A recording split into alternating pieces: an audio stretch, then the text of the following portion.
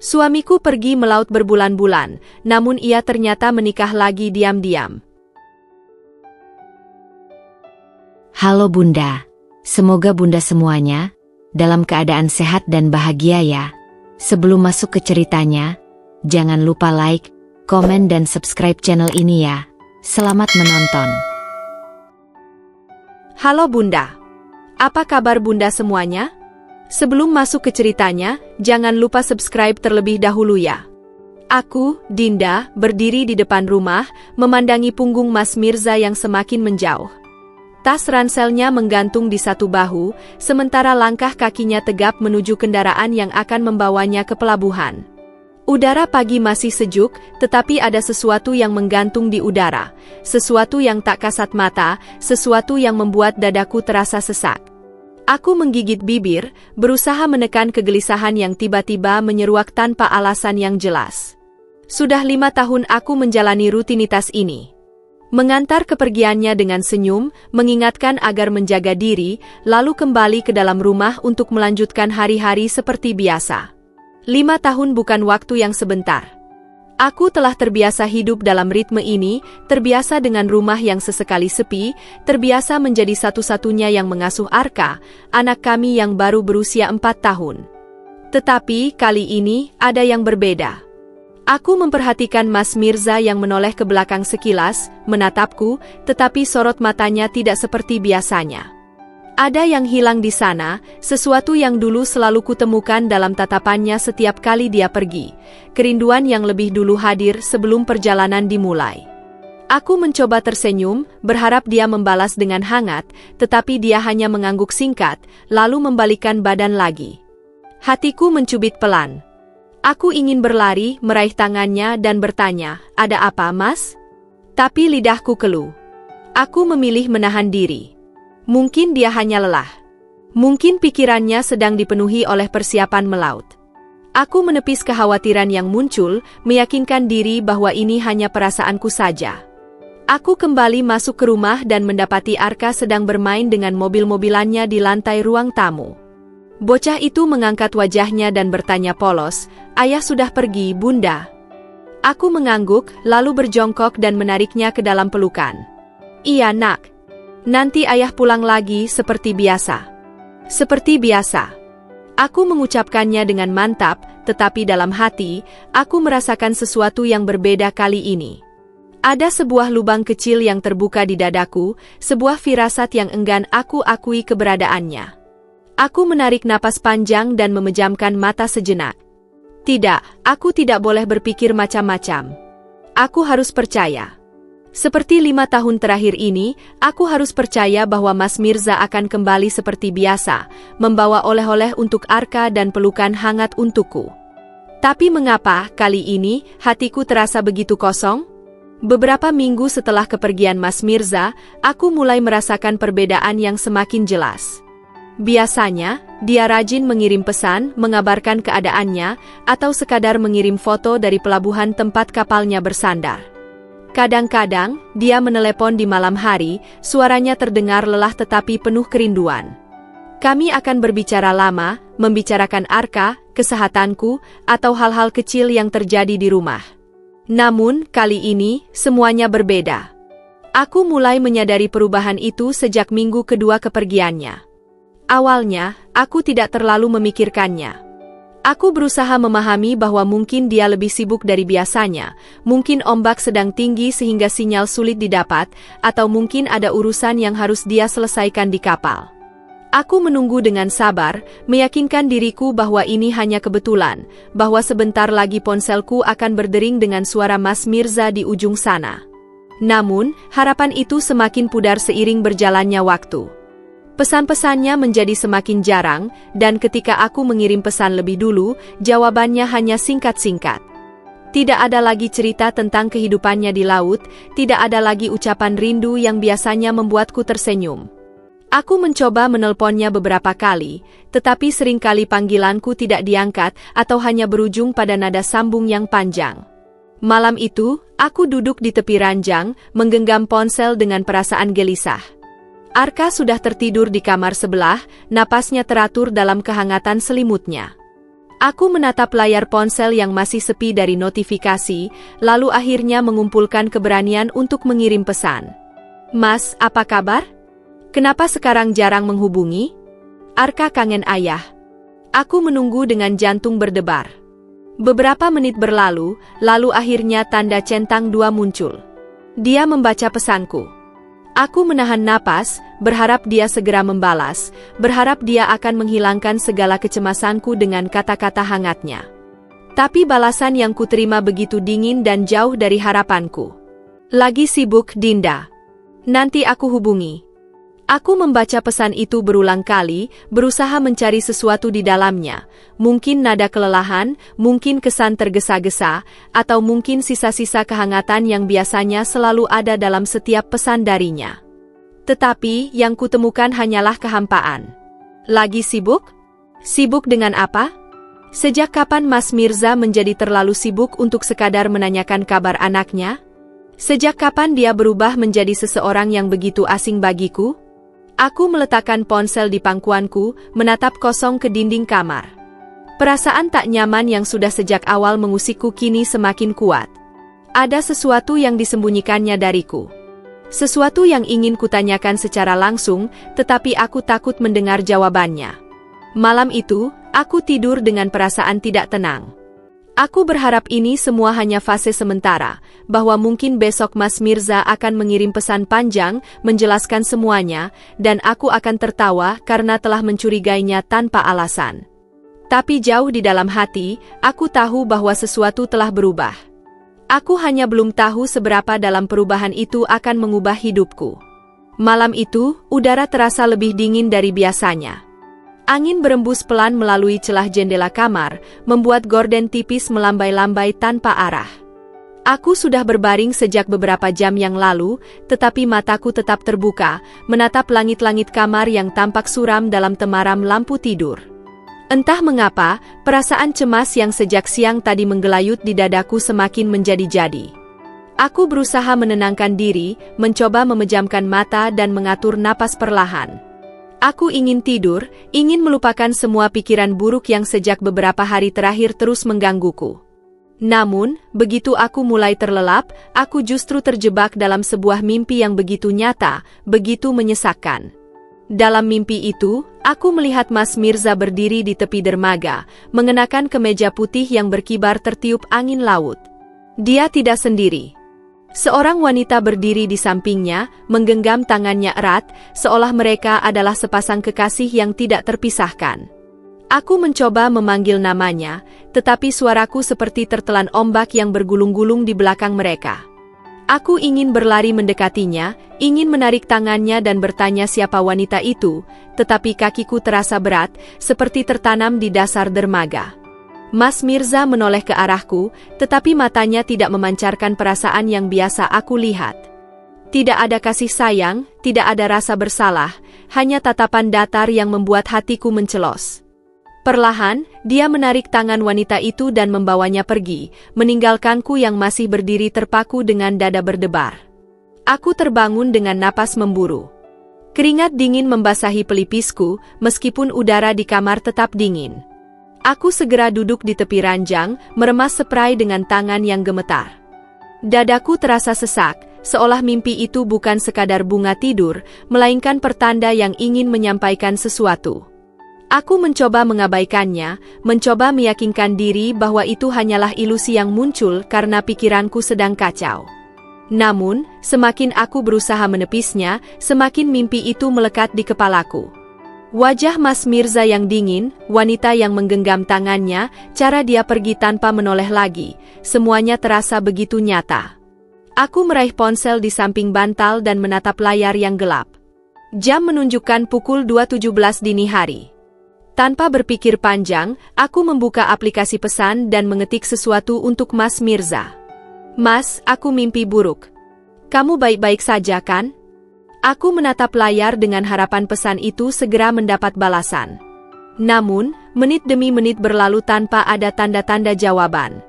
Aku menggigit bibir, lalu mencoba menelponnya. Nada sambung terdengar beberapa kali sebelum akhirnya telepon mati begitu saja. Aku mencoba lagi, kali ini lebih cemas. Namun, hasilnya tetap sama, tidak diangkat. Aku menatap layar ponsel yang kembali gelap, lalu menarik napas panjang.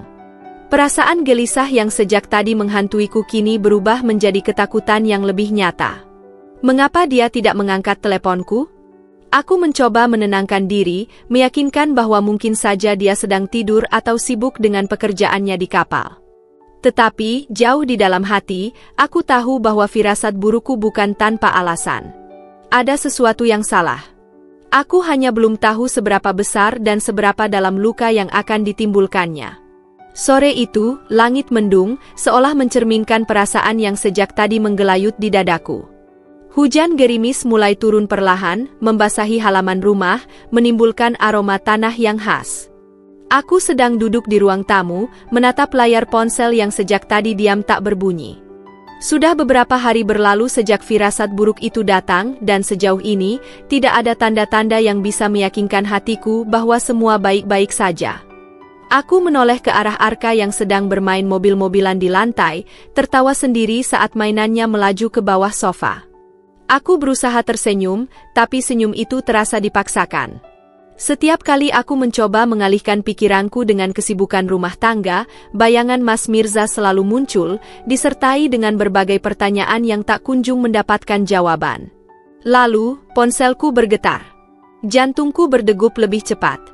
Aku meraihnya dengan cepat, berharap nama Mas Mirza yang muncul di layar, berharap ini adalah telepon yang akan menghapus semua ketakutanku selama ini. Namun, alih-alih nama suamiku, yang tertera di layar adalah nomor tak dikenal. Aku sempat ragu untuk mengangkatnya. Ada sesuatu tentang panggilan dari nomor asing yang selalu membuatku waspada, tetapi di saat yang sama, hatiku juga menuntut untuk segera menjawabnya. Dengan napas yang tertahan, aku akhirnya menyentuh layar dan mendekatkan ponsel ke telinga. "Halo?" Suaraku sedikit bergetar. Beberapa detik berlalu dalam keheningan. Aku hampir mengira bahwa ini hanya kesalahan sambung, tetapi kemudian suara seorang wanita terdengar di seberang sana. "Halo, ini Dinda, istri Mas Mirza?" Aku mengerutkan kening. Suaranya terdengar lembut, tetapi ada nada canggung yang terasa jelas. Aku menggenggam ponsel lebih erat. "Iya, ini saya." "Maaf, ini siapa ya?" Wanita itu terdiam sejenak sebelum akhirnya berkata dengan suara yang lebih pelan, seolah ragu untuk melanjutkan. "Nama saya Lina."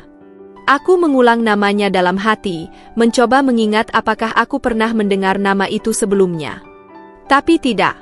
Nama itu terasa asing. Aku mencoba tetap tenang meskipun perasaan tidak nyaman mulai merayapi tubuhku. "Maaf, ada perlu apa ya Mbak Lina?" Tanyaku hati-hati. Suara di seberang sana terdengar lebih berat, seperti seseorang yang sedang menimbang kata-katanya dengan hati-hati. "Saya menghubungi karena saya ingin bicara tentang Mas Mirza." Jantungku berdegup lebih kencang. Aku mencoba mengatur napas, tetapi rasanya udara di sekitar tiba-tiba menjadi lebih berat. "Mas Mirza? Ada apa dengan suami saya?" Hening lagi. Aku hampir bisa mendengar tarikan napas wanita itu sebelum dia akhirnya berkata dengan suara lirih. Saya juga istrinya Mbak Dinda." Dunia di sekelilingku seakan berhenti sejenak. Aku merasa seperti seseorang yang tiba-tiba kehilangan keseimbangan, terjebak dalam pusaran perasaan yang tak bisa ku mengerti. Kata-kata wanita itu bergema di kepalaku, tetapi otakku menolak untuk memprosesnya. Aku menggeleng, mencoba menyangkal apa yang baru saja ku dengar. Apa maksudnya? Ini pasti ada kesalahan. "Aku istri Mas Mirza," ulangnya, kali ini lebih tegas. "Kami menikah beberapa bulan yang lalu di pelabuhan. Aku baru tahu bahwa dia sudah menikah dengan Mbak setelah aku menemukan fotonya bersamamu di ponselnya." Aku tidak bisa berbicara. Tanganku gemetar saat menggenggam ponsel. Aku ingin menyangkal, ingin mengatakan bahwa ini tidak mungkin, bahwa Mas Mirza tidak mungkin melakukan ini kepadaku. Tapi kemudian, kata-katanya berikutnya menghancurkan pertahananku sepenuhnya.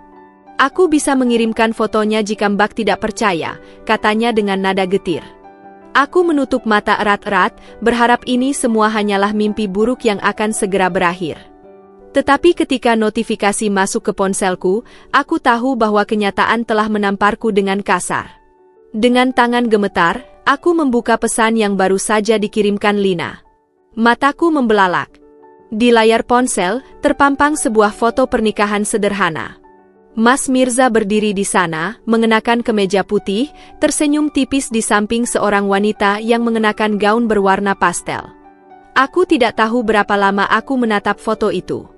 Dadaku terasa begitu sakit, seolah ada sesuatu yang menekan begitu kuat hingga aku kesulitan bernapas. Aku ingin marah, ingin berteriak, ingin menangis, tetapi tubuhku terasa kaku. Arka berlari ke arahku, menarik-narik ujung bajuku dengan wajah polosnya. Bunda, kenapa? Kok nangis? Aku menyadari air mata sudah mengalir di pipiku tanpa kusadari. Dengan cepat, aku menghapusnya dan berusaha tersenyum, meskipun hatiku terasa hancur berkeping-keping. Enggak, nak. Bunda enggak apa-apa. Suaraku hampir tidak terdengar. Tapi aku tahu itu bohong. Aku tidak baik-baik saja. Aku baru saja kehilangan sesuatu yang selama ini kuanggap nyata. Aku baru saja tahu bahwa cinta yang selama ini kupertahankan ternyata adalah kebohongan. Malam itu, aku duduk di tepi ranjang dengan ponsel masih tergenggam erat di tanganku. Jari-jariku gemetar saat aku menatap foto yang dikirim Lina, foto yang baru saja menghancurkan dunia yang selama ini kupikir utuh. Mas Mirza, lelaki yang telah menemaniku selama 5 tahun terakhir, berdiri di sana dengan senyum kecil di samping wanita lain, mengenakan kemeja putih seperti pengantin yang bahagia. Aku ingin menolak kenyataan ini. Aku ingin meyakinkan diriku bahwa ini hanyalah kesalahpahaman, bahwa Lina hanya berbohong atau mungkin memiliki motif tertentu untuk merusak rumah tanggaku. Namun, semakin aku menatap foto itu, semakin aku menyadari betapa mustahilnya semua itu. Tidak ada alasan bagi Lina untuk berbohong. Mataku beralih ke ponsel. Aku harus mendengar penjelasan dari Mas Mirza sendiri. Aku ingin mendengar dari mulutnya apakah ini benar atau hanya mimpi buruk yang akan segera berakhir. Dengan napas yang berat, aku menekan nomor teleponnya, berharap kali ini dia akan mengangkatnya. Satu nada sambung, 2, 3. Untuk pertama kalinya dalam beberapa minggu terakhir, panggilanku diangkat. Suara seraknya terdengar di seberang sana, seperti seseorang yang baru saja bangun tidur atau baru saja menyelesaikan sesuatu yang melelahkan. Dinda? Suaranya berat dan datar. Aku menutup mata erat-erat, berusaha menenangkan gejolak emosiku. Mas, aku mau tanya sesuatu. Dia terdiam beberapa saat sebelum akhirnya menjawab, apa? Aku menarik napas panjang, berusaha agar suaraku tetap tenang meskipun hatiku bergejolak. Siapa Lina? Hening. Aku bisa mendengar tarikan napasnya di ujung sana, tanda bahwa dia sedang berpikir keras. Jeda yang terjadi terlalu lama, terlalu mencurigakan. Aku tanya sekali lagi, Mas, suaraku bergetar, tetapi aku berusaha tetap terdengar tegas. Siapa Lina? Jangan bilang Mas enggak kenal, karena dia baru saja telepon aku. Dia bilang dia istri Mas. Dia bahkan ngirimin aku foto pernikahan kalian. Aku mendengar helaan napas panjang dari seberang sana.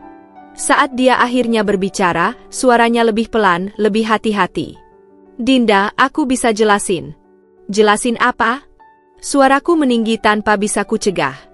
Jelasin kalau aku ini cuma istri pertama dan dia istri kedua? Jelasin kalau Mas sudah berkhianat di belakangku selama ini? Apa yang mau Mas jelasin, hah? Aku tidak bisa menahan air mataku lagi. Aku merasa dadaku begitu sesak, seolah ada sesuatu yang menghancurkannya dari dalam. Semua rasa sakit, kekecewaan, dan amarah yang selama ini kutahan akhirnya meledak. Kenapa, Mas? Tanyaku, suaraku lebih lirih sekarang. Apa yang kurang dari aku? Apa yang kurang dari rumah tangga kita? Lagi-lagi, dia hanya terdiam. Tidak ada usaha untuk menyangkal, tidak ada alasan yang berusaha dia buat untuk membela diri. Justru itulah yang paling menyakitkan, diamnya adalah pengakuan tanpa kata. Akhirnya, dengan suara yang hampir tidak terdengar, dia berkata, aku menikah sama Lina karena aku butuh kepastian finansial. Dia punya bisnis di pelabuhan, dan aku butuh modal untuk bisa bertahan di laut. Aku terdiam, merasa seperti baru saja ditampar. Jadi, ini bukan hanya soal cinta. Ini juga soal uang. Jadi, pernikahan yang kami bangun selama 5 tahun bisa begitu saja dia hianati demi urusan bisnisnya? Aku menggeleng, tidak percaya dengan apa yang baru saja ku dengar. Jadi buat Mas, aku dan Arka nggak cukup? Buat Mas, keluarga kita ini enggak cukup sampai Mas harus menikah lagi buat cari uang. Dinda, bukan begitu maksudku. Tapi itu yang Mas lakukan kan? Potongku cepat. Mas menikah sama dia karena Mas butuh sesuatu dari dia. Lalu aku? Aku ini apa buat Mas? Cuma perempuan yang nungguin Mas pulang sambil ngurusin anak kita. Suasana kembali hening. Aku menggigit bibir, menahan isakan yang hampir pecah. Aku nggak bisa, Mas. Aku nggak bisa nerima ini. Aku nggak bisa pura-pura nggak tahu, pura-pura nggak sakit. Aku nggak bisa hidup sama orang yang udah ngehancurin kepercayaanku. Dinda, aku masih sayang sama kamu, suaranya terdengar panik sekarang. Aku nggak pernah berniat ninggalin kamu dan Arka. Aku tertawa kecil, tapi bukan karena lucu. Itu adalah tawa yang penuh luka, penuh keputusasaan. Kalau Mas sayang, Mas enggak akan ngelakuin ini. Cinta enggak akan pernah butuh pengkhianatan. Aku menutup mata sejenak, menarik napas dalam-dalam, lalu berkata dengan suara yang lebih mantap, aku nggak tahu gimana caranya aku harus menghadapi ini, tapi satu hal yang aku tahu pasti, Mas. Aku nggak akan pernah bisa ngelihat Mas dengan cara yang sama lagi. Aku menekan tombol untuk mengakhiri panggilan sebelum dia sempat mengatakan apapun lagi.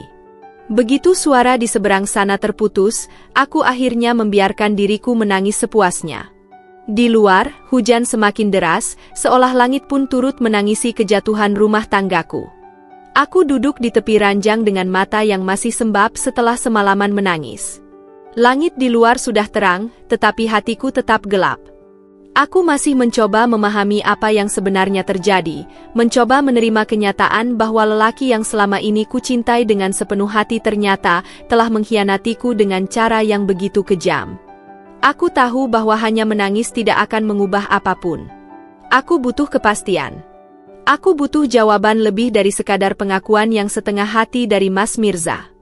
Aku ingin tahu sejauh mana pengkhianatannya, apakah Lina adalah satu-satunya, atau ada lebih banyak kebohongan yang belum terungkap. Dengan tangan gemetar, aku mengambil ponsel dan membuka daftar kontak. Aku menggulirnya perlahan, mencari nama seseorang yang bisa memberiku informasi tentang kehidupan Mas Mirza di pelabuhan.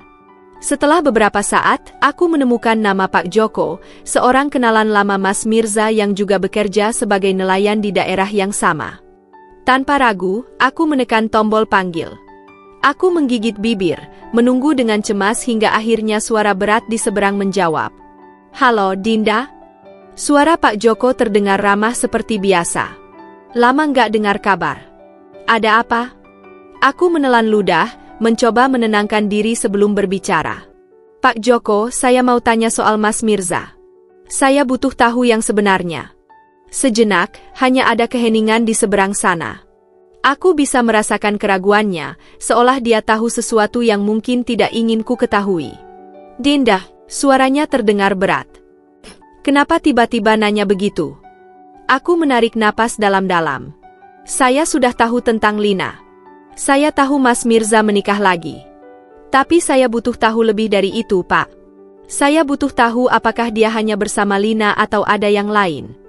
Pak Joko menghela napas panjang. Dinda, saya nggak tahu harus bilang apa. Tolong Pak, pintaku hampir berbisik. Saya berhak tahu. Butuh beberapa saat sebelum akhirnya dia menjawab. Mirza, dia memang sering ke pelabuhan dan bukan cuma untuk bekerja. Beberapa bulan terakhir, dia makin sering terlihat sama perempuan lain. Jantungku berdegup kencang. Perempuan lain? Maksudnya selain Lina? Pak Joko terdengar ragu sebelum akhirnya mengiyakan. Ya, saya nggak tahu pasti berapa banyak, tapi saya pernah lihat dia jalan sama perempuan lain di beberapa kota tempat kapalnya berlabuh. Kadang di bar, kadang di penginapan dekat dermaga. Aku menutup mata erat-erat. Seakan-akan hatiku yang sudah remuk ini masih bisa dihancurkan lebih dalam lagi. Saya nggak mau ikut campur, Dinda, lanjut Pak Joko, suaranya terdengar penuh simpati. Tapi kalau kamu mau tahu semuanya, coba tanya ke anak buah kapal lain. Banyak yang tahu soal kelakuan Mirza, tapi mereka mungkin enggak berani cerita kalau enggak ditanya langsung. Aku mengangguk meskipun dia tidak bisa melihatku. Terima kasih Pak Joko. Saya akan cari tahu sendiri. Aku mengakhiri panggilan dengan tangan yang masih gemetar. Sekarang, kepastian yang kucari justru menambah beban di hatiku. Pengkhianatan Mas Mirza bukan sekadar satu kesalahan, bukan hanya pernikahan kedua yang dia sembunyikan, tetapi lebih dari itu.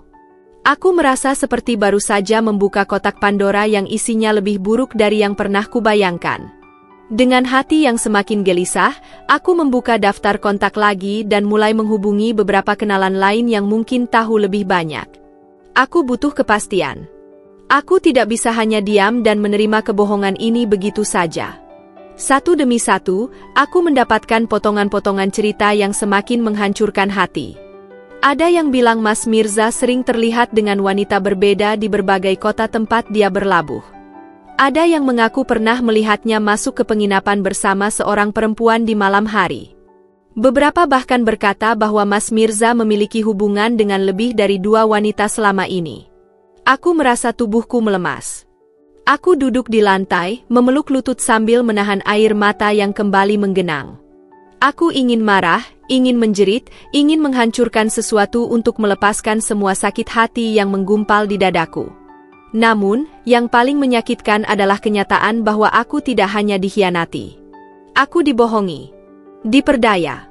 Dan yang lebih parah, aku telah menaruh kepercayaan penuh pada seseorang yang sama sekali tidak pantas mendapatkannya.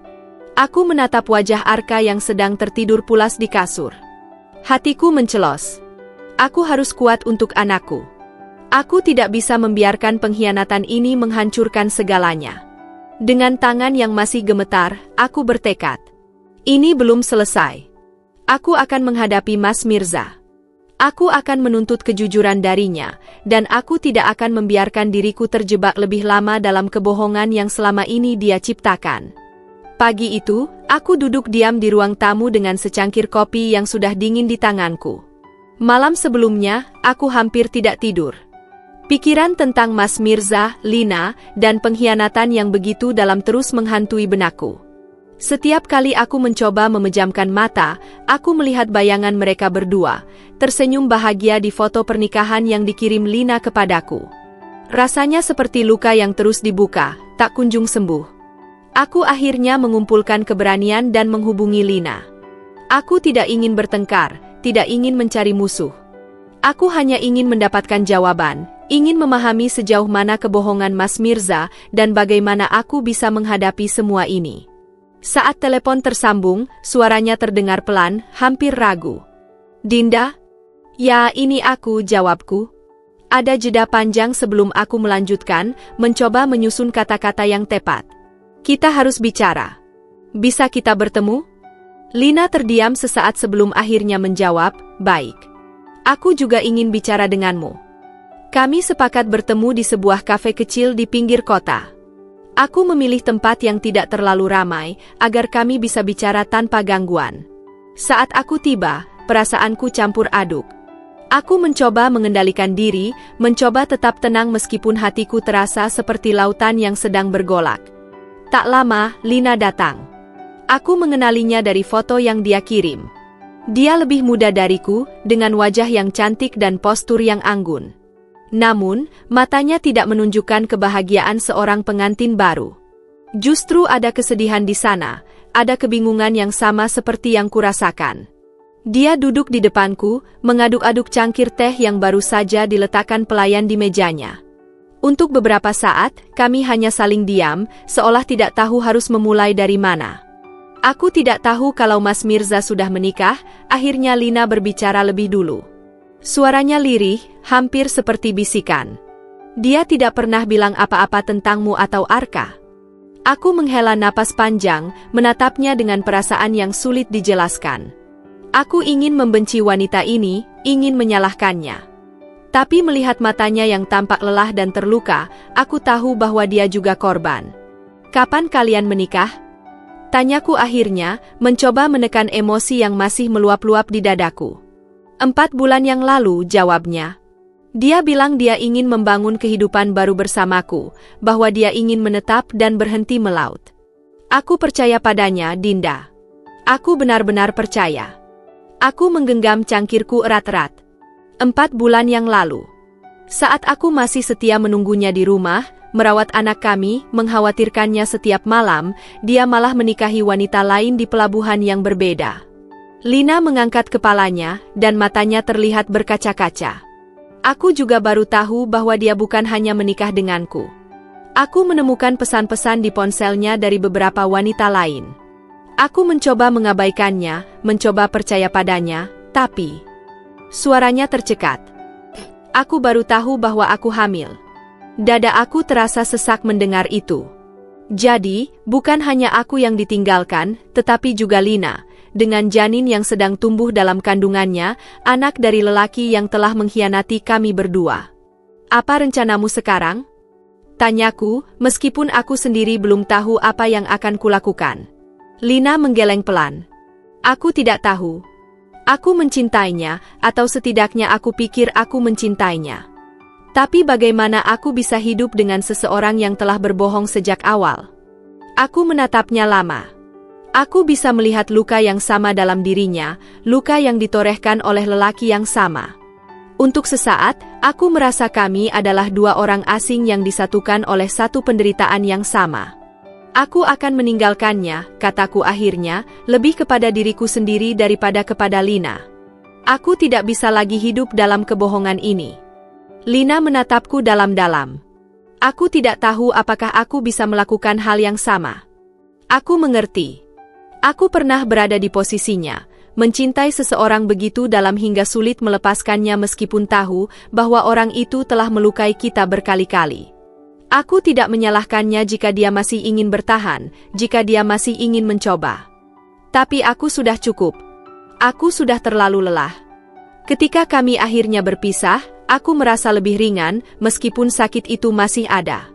Aku tahu bahwa ini bukan akhir dari semuanya, bahwa aku masih harus menghadapi Mas Mirza, harus membuat keputusan untuk masa depan Arka dan diriku sendiri. Namun, satu hal yang pasti, aku tidak akan membiarkan diriku terus berada dalam bayang-bayang pengkhianatan ini. Aku harus maju, harus mencari jalan keluar, meskipun jalannya masih panjang dan penuh rintangan. Hari yang kutunggu akhirnya tiba. Mas Mirza akan pulang. Aku berdiri di depan cermin, menatap bayanganku sendiri.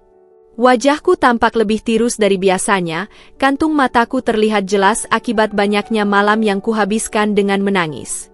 Tapi kali ini, aku tidak akan menangis lagi. Aku sudah siap menghadapi kenyataan, siap berhadapan langsung dengan lelaki yang telah menghancurkan kepercayaanku. Arka berlari-lari kecil di ruang tamu, sesekali melongok keluar jendela dengan penuh antusias. Dia selalu senang setiap kali ayahnya pulang, tidak tahu bahwa kali ini keadaan tidak akan sama. Aku menelan ludah, merasa perih membayangkan bagaimana anakku harus mengetahui bahwa keluarganya tidak akan lagi seperti dulu. Sore itu, suara motor akhirnya terdengar di depan rumah. Aku bisa merasakan jantungku berdebar kencang. Aku menarik napas panjang, mencoba menenangkan diri sebelum akhirnya berjalan menuju pintu. Arka lebih dulu berlari ke arah ayahnya yang baru saja turun dari motor, memeluknya erat. "Papa," seru Arka dengan penuh kebahagiaan. Mas Mirza tersenyum, membalas pelukan anak kami. Namun, matanya hanya sekilas melirik ke arahku sebelum akhirnya mengalihkan pandangan. Ada sesuatu yang berbeda. Aku bisa merasakan ada jarak, ada kegugupan yang dia coba sembunyikan. Aku tidak berkata apa-apa. Aku hanya berdiri di sana, menunggu. Setelah melepaskan pelukan Arka, Mas Mirza akhirnya menatapku dengan ragu-ragu. "Dinda," katanya pelan, mencoba mencari nada yang tepat untuk berbicara denganku. "Masuk," kataku singkat, suaraku terdengar lebih dingin dari yang kuharapkan. Kami bertiga masuk ke dalam rumah. Arka masih sibuk bercerita tentang kesehariannya, sementara aku dan Mas Mirza duduk berhadapan di ruang tamu. Ada keheningan yang menyesakkan, seperti badai yang siap meledak kapan saja. Aku menunggu sampai Arka pergi ke kamarnya sebelum akhirnya membuka suara. "Aku tahu semuanya, Mas." Dia terdiam. Ekspresinya berubah, seolah dia sudah menduga bahwa percakapan ini tidak akan berjalan dengan baik. Aku bisa menjelaskan, katanya akhirnya, suaranya hampir berbisik. Menjelaskan apa? Aku menatapnya tajam. Menjelaskan bagaimana kamu menikahi wanita lain tanpa sepengetahuanku? Menjelaskan bagaimana kamu membuatku percaya bahwa aku adalah satu-satunya, sementara di luar sana kamu bermain dengan perempuan lain. Dia mengusap wajahnya dengan frustasi. Dinda, aku tidak berniat menyakitimu. Aku hanya apa, Mirza? Aku menyela dengan suara bergetar. Hanya terjebak dalam kebohonganmu sendiri? Hanya tidak bisa mengendalikan dirimu? Dia terdiam lagi. Aku bisa melihat matanya mencari-cari alasan, tetapi tidak menemukan satu pun yang cukup kuat untuk membenarkan pengkhianatannya. Aku ingin tahu satu hal, lanjutku, suaraku lebih pelan kali ini. Apa aku pernah berarti untukmu? Apa pernikahan kita hanya lelucon bagimu? Matanya berkaca-kaca. Dinda, aku mencintaimu. Aku mencintai Arka. Aku hanya tersesat. Aku tertawa kecil, tapi bukan karena lucu. Tersesat? Tidak, Mas. Ini bukan tentang tersesat. Ini tentang pilihan. Kamu memilih untuk berbohong. Kamu memilih untuk menghancurkan pernikahan kita. Dia menundukkan kepalanya, tidak bisa membalas kata-kataku. Aku menghela napas panjang, mencoba mengendalikan emosi yang semakin memuncak. Aku tidak bisa lagi hidup dengan seseorang yang tidak bisa kupercayai, Mas.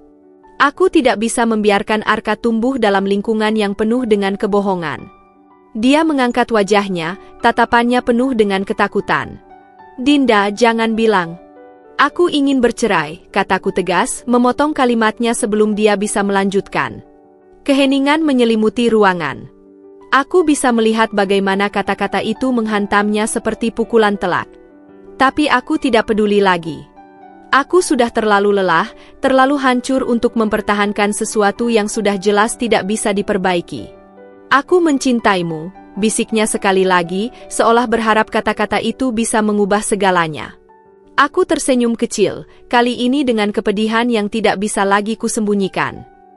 Kalau cinta itu cukup, kita tidak akan berada di sini sekarang, Mirza. Dia tidak punya jawaban.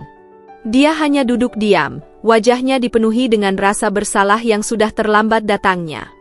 Aku berdiri, meninggalkannya sendirian di ruang tamu. Hatiku masih sakit, tetapi untuk pertama kalinya, aku merasa telah mengambil keputusan yang benar.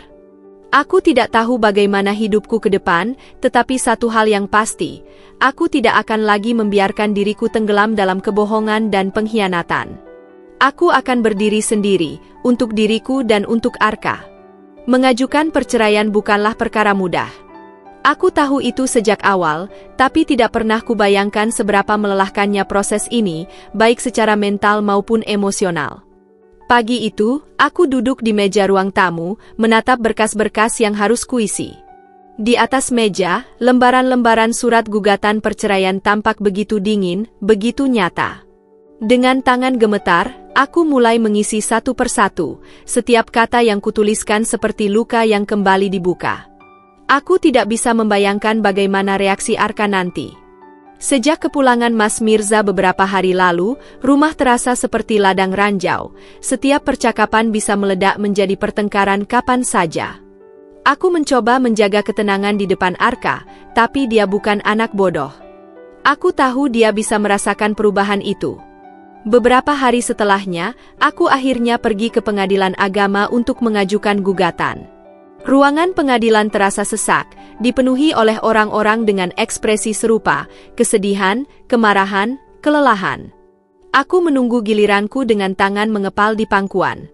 Ini bukan tempat yang pernah kubayangkan akan kudatangi suatu hari nanti, terutama bukan dengan nama Mas Mirza sebagai tergugat. Ketika tiba saatnya berbicara dengan petugas, aku menjelaskan semuanya dengan suara yang kutahan agar tidak bergetar. Saya ingin mengajukan gugatan cerai, kataku, berusaha terdengar tegar. Petugas itu menatapku dengan tatapan penuh pemahaman, seakan dia sudah terlalu sering melihat perempuan dalam posisi seperti ini. Alasan perceraian?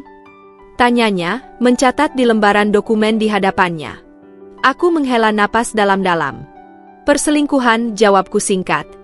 Petugas itu mengangguk tanpa ekspresi, seakan kata itu bukan lagi sesuatu yang mengejutkan baginya. Dia memberiku beberapa lembar tambahan untuk diisi, menjelaskan tentang sidang mediasi yang wajib dijalani sebelum perceraian benar-benar dikabulkan. Aku keluar dari pengadilan dengan perasaan campur aduk. Ada kelegaan, tapi juga ada ketakutan. Ini langkah besar, keputusan yang tidak bisa diubah kembali. Aku akan benar-benar meninggalkan kehidupan yang pernah kubangun bersama Mas Mirza. Namun, masalah tidak berhenti di situ. Ketika aku memberitahu Mas Mirza tentang pengajuan perceraian ini, reaksinya di luar dugaan. "Dinda, tolong jangan lakukan ini," katanya dengan suara yang nyaris putus asa. Aku menatapnya tanpa emosi. "Kamu pikir aku akan membiarkan semua ini berlalu begitu saja? Setelah apa yang kamu lakukan?" Dia menggeleng, melangkah mendekat. "Aku tahu aku salah, aku tahu aku sudah menghancurkan semuanya. Tapi, Dinda, kita bisa memperbaikinya. Aku bisa berubah." Aku tertawa kecil, getir. "Berubah? Kamu sudah menikah dengan Lina Mirza. Kamu bahkan punya anak dengannya. Bagaimana aku bisa percaya bahwa kamu benar-benar ingin berubah?" Dia terdiam, tidak bisa membalas. Aku tahu, di dalam hatinya, dia sadar bahwa ini bukan hanya tentang kesalahan yang bisa diperbaiki dengan kata maaf.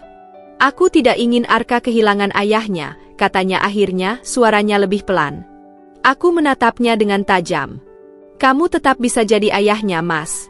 Aku tidak akan pernah melarangmu bertemu dengannya. Tapi aku tidak bisa lagi menjadi istrimu. Aku bisa melihat rasa sakit di matanya, tapi itu bukan urusanku lagi. Rasa sakit itu adalah akibat dari pilihan yang dia buat sendiri." Sidang mediasi berlangsung beberapa minggu setelahnya. Ruangan itu terasa seperti ruang interogasi yang penuh dengan tekanan. Aku duduk di satu sisi, Mas Mirza di sisi lain, sementara mediator mencoba berbicara dengan nada netral. "Bu Dinda, apakah Anda yakin tidak ingin memberikan kesempatan kedua untuk pernikahan ini?" Tanya mediator dengan nada lembut, seolah mencoba membujukku. Aku menggeleng tanpa ragu. "Saya sudah memberikan terlalu banyak kesempatan, Pak. Tidak ada lagi yang bisa diselamatkan." Mas Mirza menundukkan kepala, tangannya mengepal di atas meja. Aku tahu dia ingin melawan, ingin membantah, tetapi dia juga tahu bahwa semua ini adalah kesalahannya sendiri. Sidang demi sidang berlalu, dan semakin lama, aku mulai merasa lebih kuat. Aku tidak lagi menangis setiap malam, tidak lagi terjebak dalam pertanyaan mengapa. Aku mulai menerima kenyataan bahwa pernikahanku memang harus berakhir. Namun, satu hal yang membuatku tetap kuat adalah Arka. Dia adalah alasan aku bertahan, alasan aku tidak boleh jatuh. Aku tahu bahwa dia akan membutuhkan banyak waktu untuk memahami apa yang terjadi, dan aku berjanji untuk selalu ada di sisinya. Hari ketika hakim akhirnya mengetuk palu dan menyatakan perceraian kami sah, aku menutup mata sejenak. Ada rasa lega yang menjalar di dadaku, tetapi juga ada sedikit kesedihan. Bukan karena aku masih mencintai Mas Mirza, tetapi karena ini adalah akhir dari sesuatu yang dulu pernah begitu berharga bagiku. Aku melangkah keluar dari pengadilan dengan kepala tegak. Aku tidak lagi menjadi istri Mas Mirza.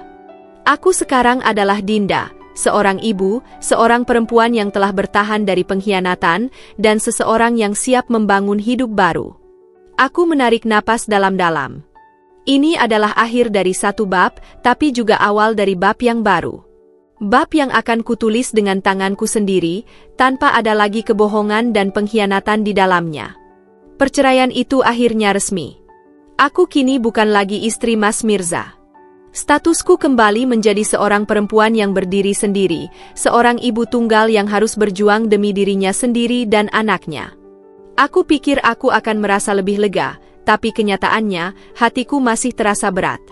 Bukan karena aku masih mencintainya, perasaan itu sudah lama mati, tapi karena luka yang dia tinggalkan masih menganga. Hari pertama setelah perceraian itu, aku duduk di ruang tamu rumah kecil kami, menatap sekitar. Rumah ini terasa sepi, tapi bukan kesepian yang menyiksa. Justru, ini adalah kesunyian yang damai, tanpa ada lagi kebohongan dan pengkhianatan. Arka bermain di halaman, tertawa kecil saat dia mencoba menangkap kupu-kupu yang beterbangan. Aku tersenyum tipis. Apapun yang terjadi, aku tidak akan membiarkan luka ini merenggut kebahagiaannya. Namun, aku tahu bahwa memulai hidup baru bukan sekadar soal menerima kenyataan. Aku harus melakukan sesuatu. Aku tidak bisa terus-menerus terjebak dalam kenangan dan rasa sakit. Aku harus bangkit, bukan hanya untuk diriku sendiri, tapi juga untuk Arka. Langkah pertama yang kulakukan adalah mencari cara untuk mandiri secara finansial. Selama ini, aku terlalu bergantung pada Mas Mirza, terutama dalam hal keuangan. Aku memang punya sedikit tabungan, tapi itu tidak akan cukup untuk bertahan lama. Aku harus bekerja. Aku mulai mencari pekerjaan, tapi itu tidak mudah. Aku sudah lama berhenti bekerja sejak menikah, dan sekarang aku harus bersaing dengan orang-orang yang lebih muda dan lebih berpengalaman. Beberapa lamaran yang kukirim tidak mendapat tanggapan, sementara yang lain hanya berakhir dengan jawaban penolakan. Aku sempat merasa putus asa, tapi aku tahu aku tidak bisa menyerah. Akhirnya, aku memutuskan untuk memulai usaha kecil-kecilan dari rumah. Aku selalu suka memasak, dan beberapa teman dekat sering memuji masakanku. Aku mulai mencoba menjual makanan secara online, makanan rumahan yang sederhana, tapi dibuat dengan sepenuh hati. Awalnya, aku hanya menerima sedikit pesanan dari teman-teman dan tetangga, tapi lambat laun, bisnis kecilku mulai berkembang.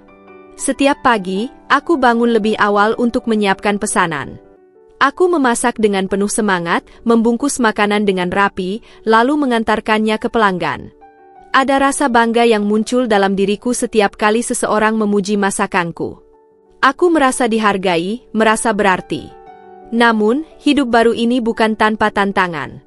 Ada malam-malam ketika aku merasa begitu lelah hingga ingin menyerah. Ada saat-saat ketika aku bertanya pada diriku sendiri, apakah aku benar-benar bisa melakukan ini sendirian? Tapi setiap kali aku melihat wajah Arka, aku tahu jawabannya, aku harus bisa. Arka sendiri mulai memahami bahwa ayahnya tidak lagi tinggal bersama kami. Awalnya, dia sering bertanya, kenapa ayah nggak pulang, Bunda? Pertanyaan yang membuat hatiku mencelos setiap kali mendengarnya. Aku tidak ingin membohonginya, tapi aku juga tidak ingin membebaninya dengan kenyataan yang terlalu pahit. Karena sekarang ayah tinggal di tempat lain, sayang, jawabku suatu malam saat dia bertanya lagi. Arka menatapku dengan mata polosnya. Tapi ayah masih sayang sama Arka, kan? Aku mengangguk, meskipun ada bagian dalam diriku yang ingin menangis. Tentu saja, sayang. Ayah akan selalu sayang sama Arka. Aku tidak tahu apakah Mas Mirza benar-benar masih memikirkan Arka atau tidak. Sejak perceraian kami, dia semakin jarang menghubungi. Kadang-kadang dia menelepon Arka, tapi itu pun hanya sebentar. Aku tidak tahu apakah dia merasa bersalah atau memang sudah tidak peduli lagi. Hari-hari berlalu, dan aku mulai terbiasa dengan kehidupanku yang baru. Aku belajar untuk tidak lagi mengharapkan apapun dari orang lain, belajar untuk lebih kuat dan mandiri. Aku menemukan kebahagiaan dalam hal-hal kecil, dalam senyuman Arka, dalam pesanan yang semakin bertambah, dalam kebebasan yang kini kumiliki. Namun, meskipun aku telah mencoba melangkah maju, bayangan pengkhianatan Mas Mirza masih sering menghantuiku. Ada malam-malam ketika aku terbangun dari tidur dengan dada sesak, mengingat bagaimana dulu aku begitu percaya kepadanya. Aku bertanya-tanya, bagaimana mungkin seseorang yang dulu kucintai bisa berubah menjadi seseorang yang tidak kukenal? Aku tahu luka ini tidak akan sembuh dalam semalam. Mungkin butuh waktu bertahun-tahun sebelum aku benar-benar bisa melupakan semuanya. Tapi aku juga tahu bahwa aku tidak akan membiarkan rasa sakit ini menghalangi langkahku. Aku bukan lagi istri yang dikhianati. Aku adalah seorang perempuan yang sedang membangun kembali hidupnya, sedikit demi sedikit. Dan untuk pertama kalinya dalam waktu yang lama, aku merasa ada harapan. Aku menatap langit pagi dari jendela dapur, melihat matahari yang mulai muncul perlahan. Aku tersenyum kecil. Ini adalah awal yang baru. Dan aku siap untuk menjalaninya. Hari itu dimulai seperti biasa. Aku sibuk menyiapkan pesanan makanan di dapur, sementara Arka bermain di ruang tamu dengan mainan kesukaannya. Sejak perceraian dengan Mas Mirza, hidupku memang tidak lagi sama, tapi perlahan aku mulai menemukan ritme baru. Aku belajar menikmati kesibukan, meskipun kadang kelelahan menyergapku tanpa ampun. Tapi semua itu berubah dalam 1 detik. Ponselku berdering, dan aku segera mengusap tangan di celemek sebelum mengangkatnya. Nomor tak dikenal muncul di layar. Aku ragu sejenak, tapi akhirnya menjawab panggilan itu. Halo? Suara di ujung sana terdengar pelan dan serius. Apakah ini dengan Ibu Dinda? Iya, benar. Dengan siapa ini? Aku dari pihak perusahaan pelayaran tempat suami, maksudku, mantan suami Anda, bekerja. Kami ingin menyampaikan berita yang sangat penting. Aku langsung merasakan sesuatu yang aneh di dalam dadaku. Ada perasaan tidak enak yang tiba-tiba menyeruak. Aku meremas ponsel lebih erat. Apa yang terjadi? Tanyaku dengan suara bergetar. Suara di telepon itu terdiam sejenak, sebelum akhirnya berkata, kapal yang ditumpangi Bapak Mirza mengalami kecelakaan di perairan lepas. Kami belum menemukan keberadaan beliau hingga saat ini. Aku merasa dunia berputar. Tanganku bergetar hebat, dan aku hampir menjatuhkan ponsel dari genggaman. Aku terhuyung ke belakang, menopang diri di meja dapur. Rasanya seperti seseorang baru saja menarik permadani dari bawah kakiku, membuatku kehilangan keseimbangan. Kecelakaan? Ulangku, seolah tidak percaya dengan apa yang baru saja kudengar. Benar, Bu. Kapal terkena badai besar, dan sebagian kru berhasil diselamatkan. Tapi, Bapak Mirza masih belum ditemukan. Darahku berdesir. Aku ingin marah, ingin mengutuk, ingin melakukan sesuatu, tapi yang bisa kulakukan hanya terdiam dengan napas tersengal. Apakah masih ada harapan dia ditemukan? Tanyaku akhirnya, suaraku hampir berbisik. Kami masih melakukan pencarian, Bu. Tim penyelamat sedang bekerja keras untuk menemukan korban yang hilang. Setelah beberapa kata perpisahan yang formal, telepon ditutup.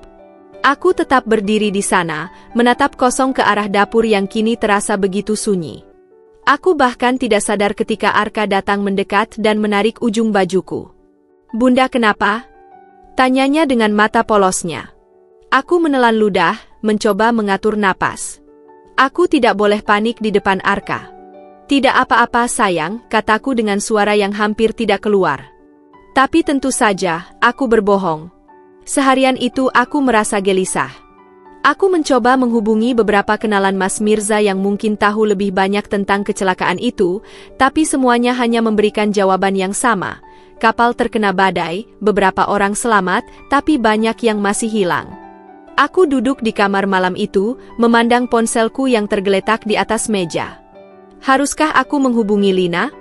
Aku yakin dia pasti juga sudah mendengar kabar ini. Tapi aku ragu. Aku tidak tahu apakah aku siap untuk berbicara dengannya. Namun, pada akhirnya, aku menekan nomornya. Panggilan pertama tidak dijawab. Tapi saat aku mencoba kedua kalinya, dia mengangkatnya. Suaranya terdengar parau, seperti habis menangis. Kamu sudah dengar beritanya? Tanyaku langsung. Sudah, jawabnya singkat. Aku bisa mendengar napasnya yang berat di ujung telepon. Ada jeda panjang sebelum dia akhirnya berkata, aku tidak tahu harus merasa bagaimana. Aku benci dia, tapi aku juga tidak ingin dia mati. Kata-katanya menusuk ke dalam hatiku, karena aku merasakan hal yang sama. Aku telah membenci Mas Mirza, aku telah merasa dikhianati olehnya. Tapi membayangkan dia benar-benar pergi, mungkin untuk selamanya, membuat sesuatu di dalam dadaku terasa sesak. Kita harus menunggu kabar lebih lanjut, kataku akhirnya. Lina menghela napas. Iya. Aku berharap dia ditemukan selamat. Tapi kalaupun tidak. Dia tidak menyelesaikan kalimatnya, dan aku tidak memaksanya. Kami berdua tahu ada terlalu banyak luka yang belum sembuh, terlalu banyak pertanyaan yang tidak akan pernah mendapatkan jawaban. Setelah panggilan itu berakhir, aku duduk diam di tempat tidur, memandangi bayangan diriku sendiri di cermin. Wajahku terlihat lelah, mataku kosong. Aku mencoba mencari perasaan apa yang sebenarnya kurasakan saat ini, tapi semuanya bercampur menjadi satu. Kesedihan, kemarahan, kebingungan, dan mungkin sedikit rasa lega. Aku tahu aku tidak seharusnya berpikir bahwa ini adalah karma untuknya, tapi sulit untuk mengabaikan pikiran itu. Malam itu, aku memeluk Arka lebih erat dari biasanya saat dia tidur. Aku menyadari bahwa apapun yang terjadi dengan Mas Mirza, hidupku harus terus berjalan. Aku tidak bisa membiarkan diriku terperangkap dalam bayangannya lagi. Tapi tetap saja, di dalam lubuk hatiku, aku berharap ada kepastian, apakah dia masih hidup atau benar-benar telah pergi. Karena ketidakpastian ini jauh lebih menyiksa daripada kenyataan terburuk sekalipun. 2 hari setelah menerima kabar kecelakaan kapal Mas Mirza, aku masih terjebak dalam ketidakpastian. Tidak ada informasi baru yang kudapat. Setiap kali ponsel berdering, jantungku berdegup kencang, berharap ada kabar baik, atau setidaknya kepastian. Tapi semua orang yang kuhubungi hanya mengatakan hal yang sama. Pencarian masih berlangsung dan Mas Mirza belum ditemukan. Pagi itu, ketika aku sedang berusaha menyibukkan diri dengan memasak di dapur, suara ketukan di pintu depan mengalihkan perhatianku.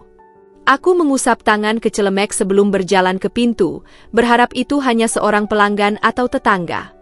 Tapi begitu aku membuka pintu, jantungku mencelos. Di hadapanku berdiri 2 orang yang sudah lama tidak kulihat, ibu dan adik perempuan Mas Mirza. Aku terpaku sejenak. Sejak perceraian kami, aku hampir tidak pernah lagi berhubungan dengan keluarga mantan suamiku. Aku tahu mereka kecewa dengan perpisahan kami, meskipun mereka tidak pernah secara terang-terangan menyalahkanku. Namun, melihat mereka berdiri di depan rumahku saat ini, aku tahu ada satu alasan yang membawa mereka kemari. Tanpa berkata apa-apa, aku mempersilakan mereka masuk. Kami duduk di ruang tamu, suasana terasa canggung. Ibu Mas Mirza, seorang wanita yang dulunya begitu hangat kepadaku, kini terlihat lebih tua dan letih. Matanya sembab, seperti sudah menangis berhari-hari. "Dinda," suaranya lirih, hampir bergetar. "Kamu pasti sudah dengar kabarnya." Aku mengangguk. "Iya, Bu." Dia menghela napas panjang. "Kami tidak tahu harus berbuat apa." Pihak perusahaan dan tim pencari bilang mereka masih berusaha, tapi semakin lama, harapan semakin menipis. Aku menggenggam tanganku sendiri di pangkuan, berusaha menahan emosi. Aku memahami perasaan mereka.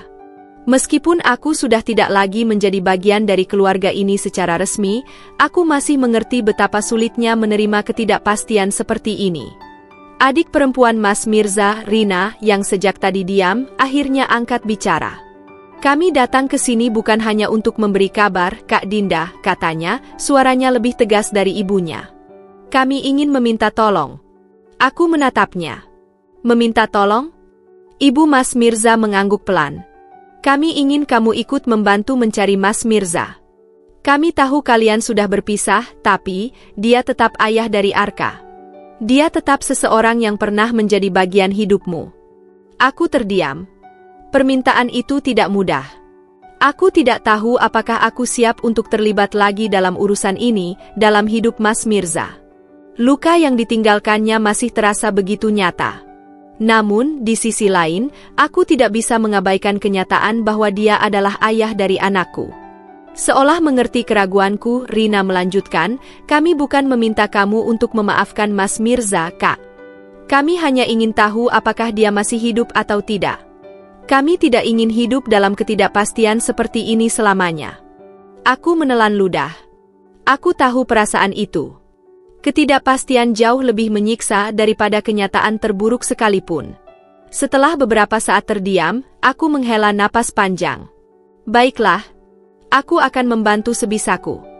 Ibu Mas Mirza tampak terharu mendengar jawabanku. Dia menggenggam tanganku erat, air mata mulai mengalir di pipinya. "Terima kasih, Dinda. Terima kasih." Setelah mereka pulang, aku duduk sendirian di ruang tamu, mencoba mencerna keputusanku. Apakah ini keputusan yang benar? Apakah aku benar-benar ingin kembali masuk ke dalam kehidupan Mas Mirza, meskipun hanya untuk mencari kepastian tentang nasibnya? Arka tiba-tiba muncul dari kamarnya, membawa mobil-mobilan kecilnya. Dia memandangku dengan matanya yang polos. "Bunda, kenapa sedih?" Aku tersenyum kecil, meskipun hatiku terasa berat. "Bunda nggak sedih, sayang. Bunda cuma banyak pikiran." Dia memiringkan kepalanya, lalu bertanya dengan suara lirih, "Ayah bakal pulang, Bunda?" Pertanyaan itu menghantamku lebih keras daripada yang kuduga. Aku tidak tahu bagaimana harus menjawabnya. Aku ingin mengatakan yang sebenarnya, tapi aku juga tidak ingin menghancurkan harapannya. "Bunda nggak tahu, sayang," jawabku akhirnya. "Tapi Bunda akan cari tahu." Arka tersenyum kecil dan kembali bermain. Tapi aku tetap duduk di sana, tenggelam dalam pikiranku sendiri. Aku tahu ini bukan perjalanan yang mudah, tapi aku harus melakukannya. Bukan untuk Mas Mirza, tapi untuk diriku sendiri. Untuk Arka. Untuk mendapatkan kepastian yang selama ini kuinginkan. Aku tidak tahu harus memulai dari mana. Kecelakaan kapal yang menimpa Mas Mirza sudah berlalu lebih dari seminggu, tetapi belum ada tanda-tanda keberadaannya. Setiap kali aku menghubungi pihak perusahaan pelayaran atau tim pencari, jawabannya selalu sama. Pencarian masih berlangsung, tetapi harapan semakin menipis. Namun, aku tidak bisa hanya duduk diam. Setelah pertemuanku dengan keluarga Mas Mirza, aku tahu aku harus berbuat sesuatu, meskipun aku masih dihantui kebingungan. Maka, pagi itu, setelah memastikan Arka dalam pengawasan ibuku, aku berangkat ke pelabuhan tempat kapal Mas Mirza terakhir kali berlabuh. Saat aku tiba di sana, suasana terasa muram. Para nelayan yang kutemui berbicara dengan nada prihatin, tetapi mereka juga tidak terlalu optimis. "Kapal itu dihantam badai yang sangat besar," kata seorang nelayan tua yang sedang membenahi jaringnya. Sebagian kru yang selamat bilang ombaknya setinggi rumah, dan banyak yang jatuh ke laut. Aku menelan ludah. Bayangan tentang Mas Mirza terombang-ambing di laut membuat dadaku sesak. Aku tidak ingin mengasihani dia, tidak setelah semua yang dia lakukan padaku, tetapi membayangkan seseorang yang pernah begitu dekat denganku menghadapi maut sendirian di tengah laut, tanpa pertolongan, membuatku merinding. Aku terus bertanya ke beberapa orang di sekitar pelabuhan, mencari siapa saja yang mungkin memiliki informasi lebih lanjut. Sebagian dari mereka hanya menggeleng, sementara yang lain mengatakan bahwa tim pencari masih berusaha menyisir area sekitar kecelakaan. Di tengah pencarianku, aku menerima pesan dari seseorang yang tidak kuduga. "Lina, kita bisa bertemu? Aku ingin bicara soal pencarian Mas Mirza." Aku terkejut. Sejak terakhir kali berbicara dengannya di telepon, aku mengira dia sudah menyerah. Namun, entah mengapa, aku merasa kami ada di pihak yang sama dalam hal ini. Dua perempuan yang dikhianati oleh orang yang sama, tetapi tetap merasa terikat dengan nasibnya. Aku membalas pesannya dan menyetujui pertemuan. Kami memutuskan bertemu di sebuah warung kopi kecil tak jauh dari pelabuhan. Saat aku tiba, dia sudah duduk di sudut ruangan, tangannya melingkari secangkir teh yang sudah dingin. Wajahnya tampak lebih tirus dari terakhir kali aku melihatnya. Aku duduk di hadapannya tanpa banyak basa-basi. "Apa yang ingin kamu bicarakan?" tanyaku langsung. Lina menghela napas panjang sebelum menjawab. "Aku sudah mencari informasi ke beberapa orang yang bekerja dengan Mas Mirza di kapal itu. Mereka bilang ada kemungkinan beberapa orang yang terjatuh ke laut masih bisa bertahan hidup jika mereka berhasil mencapai pulau-pulau kecil di sekitar area kecelakaan." Aku menegakkan punggungku. "Jadi, maksudmu ada kemungkinan Mas Mirza masih hidup?" Lina mengangguk pelan. "Mungkin. Tapi, kalau dia benar-benar terdampar di pulau terpencil, dia pasti sedang berjuang bertahan hidup sekarang." Aku menggigit bibir, mencerna kata-katanya. Aku tidak tahu apakah aku harus merasa lega atau justru lebih khawatir. Jika benar Mas Mirza masih hidup, apa yang akan kutemukan nanti? Seorang pria yang telah menyesali semua perbuatannya? Atau seseorang yang tetap akan mencari alasan untuk membenarkan pengkhianatannya? "Jadi, apa yang kamu rencanakan?" tanyaku akhirnya. "Aku ingin ikut dalam pencarian. Aku ingin menyewa kapal kecil untuk mencari di sekitar area kecelakaan. Tapi aku tidak bisa melakukannya sendiri," katanya, suaranya nyaris berbisik. "Aku butuh bantuan." Aku terdiam. Ini adalah keputusan besar. Jika aku setuju untuk ikut, aku akan kembali menyelam lebih dalam ke dalam bayang-bayang masa laluku, ke dalam dunia Mas Mirza yang seharusnya sudah kutinggalkan. Tapi jika aku menolak, aku mungkin akan selamanya bertanya-tanya apakah aku telah melakukan hal yang benar. Setelah beberapa saat berpikir, aku akhirnya mengangguk. Baiklah, kita lakukan ini bersama. Mata Lina membulat, seolah dia tidak percaya aku akan mengatakan itu. Kamu yakin? Tidak, jawabku jujur. Tapi aku harus melakukannya. Kami mulai membuat rencana. Lina mengenal seseorang yang bisa menyewakan kapal kecil untuk pencarian. Aku menghubungi beberapa nelayan yang bersedia membantu jika kami membutuhkan panduan di laut. Semakin dalam aku terlibat, semakin aku menyadari bahwa pencarian ini bukan hanya tentang menemukan Mas Mirza. Ini juga tentang menemukan jawaban, tentang diriku sendiri, tentang luka yang belum sembuh, dan tentang bagaimana aku akan melangkah setelah semua ini berakhir. Malam itu, aku kembali ke rumah dengan kepala yang penuh dengan pikiran. Aku masuk ke kamar Arka dan duduk di samping tempat tidurnya, mengamati wajah polosnya yang terlelap. Aku ingin melindunginya dari semua ini, dari kekacauan yang disebabkan oleh ayahnya. Tapi aku tahu, cepat atau lambat, dia juga akan menuntut jawaban. Aku menghela napas panjang dan mengelus rambutnya dengan lembut. Ayahmu mungkin sudah pergi, bisikku pelan, tapi kita akan mencari tahu kebenarannya. Aku tidak tahu apa yang akan kutemukan di perjalanan ini.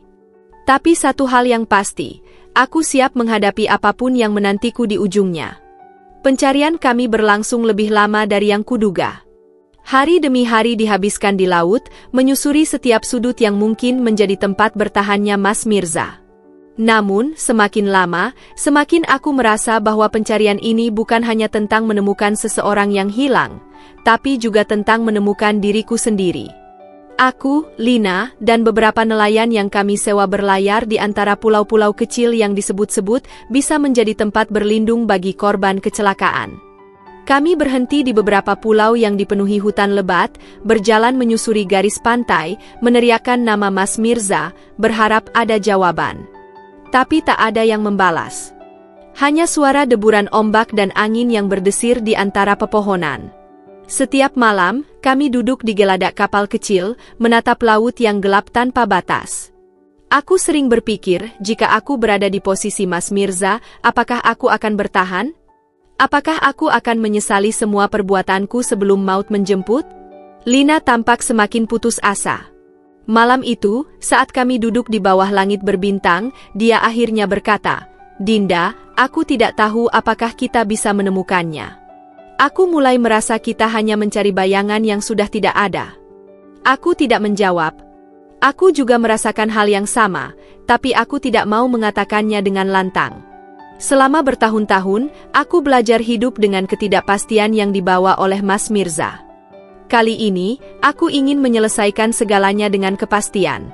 Namun, keesokan harinya, kepastian itu datang dengan cara yang paling menyakitkan. Tim pencari dari perusahaan pelayaran menemukan sesuatu. Saat seorang petugas mendatangiku dengan wajah tegang, aku sudah tahu bahwa ini bukan kabar baik. Kami menemukan tubuh seorang pria di pesisir pulau kecil, sekitar 12 mil dari lokasi kecelakaan, katanya. Berdasarkan pakaian dan barang-barang yang kami temukan, besar kemungkinan itu adalah Mirza. Dunia seakan berhenti sejenak. Aku tidak menangis. Aku tidak berteriak. Aku hanya berdiri diam, merasakan perasaan kosong yang aneh di dadaku. Ketika akhirnya aku melihat tubuh itu, aku tahu. Meskipun wajahnya sudah sulit dikenali karena waktu dan laut yang tak kenal ampun, aku tahu itu dia. Mas Mirza. Lina jatuh terduduk di pasir, menangis terseduh-seduh. Aku tetap berdiri, menatap sosok yang dulu pernah menjadi suamiku. Sosok yang pernah kucintai, lalu menghancurkan hatiku. Sosok yang pernah membuatku ragu apakah aku bisa hidup tanpanya, dan sekarang dia terbaring di hadapanku, tanpa nyawa, tanpa rahasia lagi. Aku tidak tahu apa yang harus kurasakan. Haruskah aku bersedih? Ataukah aku seharusnya merasa lega? Yang ku tahu, saat aku akhirnya berlutut di samping tubuhnya, ada sesuatu yang terasa lepas dari dalam diriku. Beban yang selama ini kupikul, perlahan mulai menghilang. Pemakaman Mas Mirza diadakan dengan sederhana. Keluarganya menangis, Lina masih terpukul, dan aku hanya berdiri di belakang, menggenggam tangan Arka yang masih terlalu kecil untuk memahami apa yang terjadi. Dia melihat ke arah nisan yang baru saja dipasang, lalu menatapku dengan kebingungan. "Jadi ayah nggak akan pulang lagi, Bunda?" Tanyanya dengan suara polos. Aku menelan ludah, lalu berlutut agar bisa menatap matanya. "Iya, sayang. Ayah sudah pergi." Arka terdiam. Aku tidak tahu apa yang ada di dalam pikirannya, tapi setelah beberapa saat, dia hanya mengangguk dan kembali menggenggam tanganku lebih erat. Setelah semua selesai, aku menyadari satu hal. Ini memang akhir yang pahit, tapi ini juga awal dari sesuatu yang baru. Aku tidak lagi terikat oleh bayangan masa lalu. Aku tidak lagi harus mencari jawaban tentang seseorang yang sudah tidak ada. Saat aku berjalan meninggalkan pemakaman itu, aku tahu bahwa ini bukan hanya akhir bagi Mas Mirza, tapi juga bagi bab yang menyakitkan dalam hidupku. Aku menatap langit. Aku tidak tahu apakah aku akan memaafkannya, atau apakah aku harus melakukannya. Tapi aku tahu satu hal, aku akan terus maju. Untuk diriku sendiri. Untuk Arka. Untuk hidup yang masih panjang di depanku. Dan kali ini, aku tidak akan melihat ke belakang lagi.